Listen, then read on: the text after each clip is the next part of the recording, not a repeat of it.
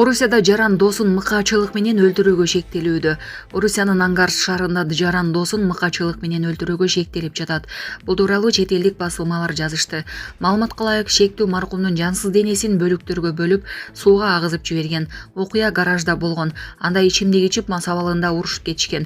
Жаңжалдын жүрүшүндө кылмышка шектүү колундагы балкан алып, маркумдун денесинин ар кайсыл жерлерине бир нече жолу урган. Киши жеринде каза болгон. Кылмышкер кылмыштын изин жашырууга аракет кылып, маркумдун денесин бөлүктөргө бөлүп, унаанын багажына салып койгон деп берилет маалыматта. Кылмышкер унааны Ангара дарыясына айдап барып, сууга дененин бөлүктөрүн агызган. Андан кийин ал качып кетүүгө аракет кылган. Бирок укук коргоо кызматкерлери тарабынан кармалган. Аталган факт адам өлтүрүү беренеси боюнча кылмыш иши козголду. Кармалган жарандын баш коргоо чарасын сот жакында аныктайт. Кремль Путин менен Трамптын кийинки жумада жолугуша турганын тастыктады. Владимир Путин менен Дональд Трамптын жакынкы күндөрү жолугушаары маалым болду. Бул тууралуу Орусия президентинин жардамчысы Юрий Ушаков билдирди. Америка тараптын сунушу менен жакын арада эки тараптуу жогорку деңгээлдеги жолугушууну, башкача айтканда президент Владимир Путин менен Дональд Трамптын жолугушуусун өткөрүү боюнча макулдашуу сүйлөшүлдү, деди Ушаков. Анын айтымында тараптар саммиттин даярдыгын башташты. Кийинки жума жолугушуу болушу мүмкүн. Бирок даярдык канча убакытка созула турганын айты кыйын.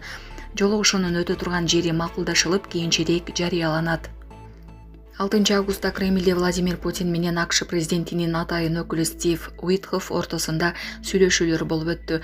Москвадагы сүйлөшүүлөрдөн кийин The New York Times басылмасы Трамп алгач Орусиянын президенти менен жолугушууну каалап жатканын, андан кийин Владимир Путин менен Владимир Зеленский катышкан 3 тараптуу жолугушууну уюштурууну пландап жатканын билдирген. Сонун жаңылык. Сиз билген жана иченген Умбем клиникасы эми сизге дагы да болсо жакыныраак болду. Анткени бизде жаңы филиал ачылды. Андыктан келип, өзүңүздүн жана жакындарыңыздын ден соолугуна кам көрүшүңүздү сунуштайбыз.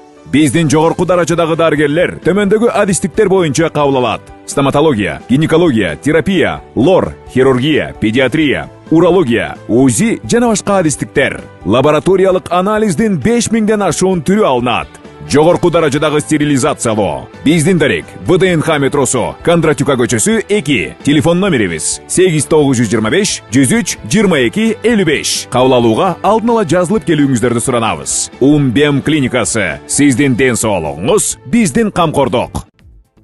Орусияда жаран досун мыкаачылык менен өлтүрүүгө шектелүүдө. Орусиянын Ангарск шаарында жаран досун мыкаачылык менен өлтүрүүгө шектелип жатат. Бул тууралуу чет элдик басылмалар жазышты. Маалыматка ылайык, шектүү маркумдун жансыз денесин бөлүктөргө бөлүп, сууга агызып жиберген. Окуя гаражда болгон. Анда ичимдик ичип, мас абалында урушуп кетишкен. Жаңжалдын жүрүшүндө кылмышка шектүү колундагы балкан алып, маркумдун денесинин ар кайсыл жерлерине бир нече жолу урган. Киши жеринде каза болгон. Кылмышкер кылмыштын изин жашырууга аракет кылып, маркумдун денесин бөлүктөргө бөлүп, унаанын багажына салып койгон деп берилет маалыматта. Кылмышкер унааны Ангара дарыясына айдап барып, сууга дененин бөлүктөрүн агызган. Андан кийин ал качып кетүүгө аракет кылган. Бирок укук коргоо кызматкерлери тарабынан кармалган. Аталган факт адам өлтүрүү беренеси боюнча кылмыш иши козголду. Кармалган жарандын баш коргоо чарасын сот жакында аныктайт. Instagram 3 жаңы функциясын жарыялады. Instagram колдонуучулардын достору менен көбүрөөк өз ара аракеттенүүсүн камсыз кылуу максатында жаңы функциялар топтомун ишке киргизди. Бул тууралуу Meta компаниясы кабарлады.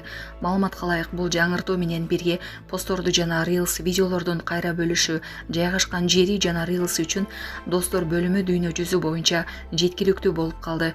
Instagram колдонуучуларга башкалардын ачык постторун жана Reels видеолорун өз профилдеринде кайра бөлүшү мүмкүнчүлүк берет. Бул бөлүшүүлөрдө ар дайым баштапкы автордун аты көрсөтүлөт. Кайра бөлүшүлгөн контент досторуңуздун жана катталуучуларыңыздын лентасында сунушталат. Ошондой эле профилиңизде өзүнчө бир бөлүмдө сакталат, деп маалымдады Meta. Instagram эми колдонуучуларга өздөрүнүн акыркы активдүү жайгашкан жерин достору менен бөлүшүүгө мүмкүнчүлүк берет.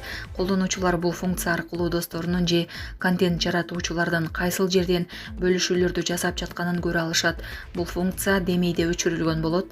Колдонуучу уруксат берсе гана иштейт. Каалаган убакта өчүрүп салса болот. Instagram Reels бөлүмүнө жаңы достор деген өзүнчө бөлүм кошту.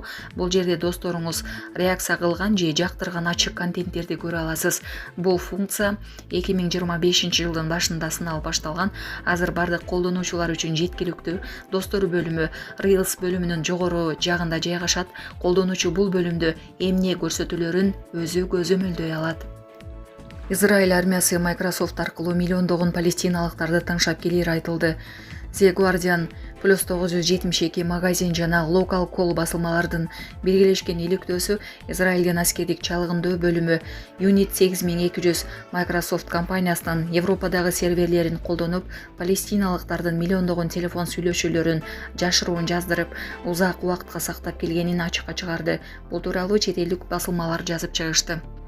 Малым болгондой, 2021 жылдын аягында Unit 8200'дүн командири Йоси Сариэль, Microsoft компаниясынын башкы директору Сатья Наделла менен Сиэтл шаарындагы баш кеңседе жолугуп, Израилдин чалгындоо маалыматтарын Azure булут системасына өткөрүү боюнча сүйлөшкөн. Наделла Сариэлдин пландарын колдогон жана Microsoft бул долбоорго ресурстарды бөлүүгө даяр экенин айткан. Microsoft инженери тарабынан атайын коопсуздук катмарлары менен кургулган Azure платформасына өтүү менен Unit 8200 саатына 1 миллион телефон чалууну сактай алган жаңы шпиондук системасын түзгөн. Бул система 2022 жылдан бери иштеп келет.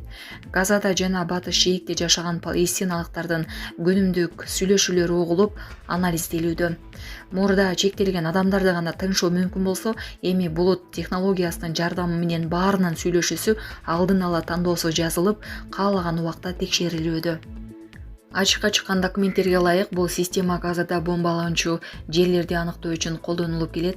Мисалы, Будадагы адам кайсыл жерде жүргөн болсо, ошол аймактагы чалуулар анализденип, анын жанында канча адам бар экени, ким менен байланышта экени иликтенет.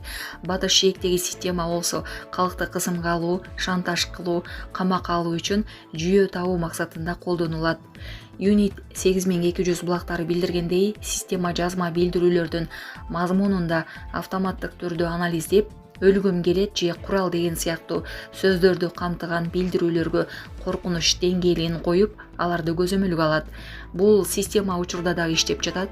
Microsoft бул система тууралуу маалыматы жок экенин билдирип, Unit 8200 менен кызматташуу болгону кибер коопсуздук жана мамлекеттик колдоодо болгон чабуулдардан коргонуу максатын көздөйт деп айткан.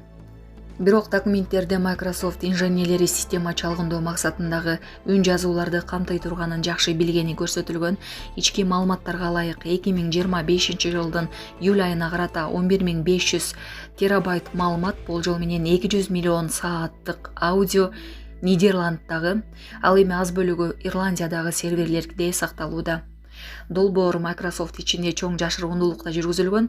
Инженерлерге Unit 8200 деген аталышты колдонбоо буйругу берилген, бирок айрым кызматкерлер жана компаниянын акция ээлери бул ишке каршы чыккан.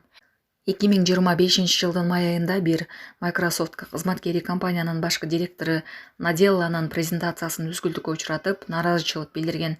Azure менен Израилдин согуш кылмыштарына кантип көмөктөшүп жатканыңызды көрсөтүңүз деген ал. Булак Суперкежи.